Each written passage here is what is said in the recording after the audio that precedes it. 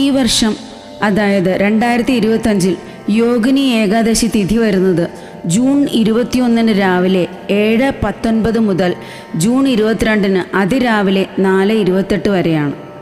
2 ദിവസവും ഉദയാൽപരം ഏകാദശി വരുന്നില്ല.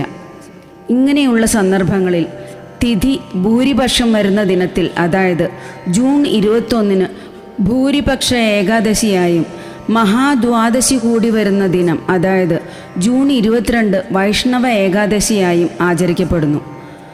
ജൂൺ 20 ഒരിക്കലെടുത്ത് 21 22 ധാന്യഭക്ഷണങ്ങൾ, മത്സ്യമാംസാദികൾ എന്നിവയെല്ലാം ഒഴിവാക്കി വ്രതമനുഷ്ഠിക്കുന്നതാണ് ഉത്തമം.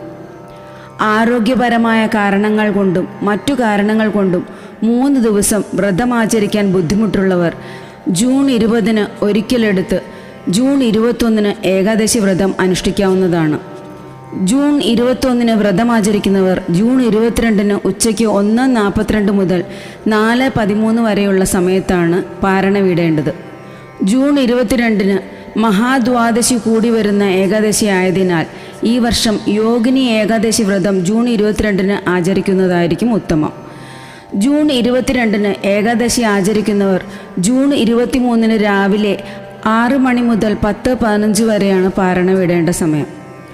ജൂൺ 21 രാത്രി 11:10 മുതൽ ജൂൺ 22 രാവിലെ 9:43 വരെയാണ് ഹരിവാസരം വരുന്നത്.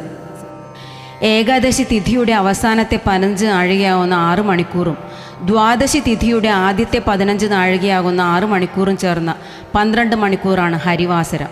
അഖണ്ഡ നാമജപം ചെയ്യുന്നത് ഏറെ പുണ്യം. ഭഗവാന്റെ സാമീപ്യം ഭൂമിയിൽ ഉണ്ടാകുന്ന പുണ്യസമയമാണത്. എല്ലാ ജനങ്ങളും എല്ലാ ഏകാദശികളും ചിട്ടയോടെ ആചരിച്ച് നാരായണനെ മനസ്സിൽ പൂജിച്ച് നാരായണനെ ഉള്ളിൽ കുടിയിരുത്തുക. എല്ലാവർക്കും നന്മ വരട്ടെ.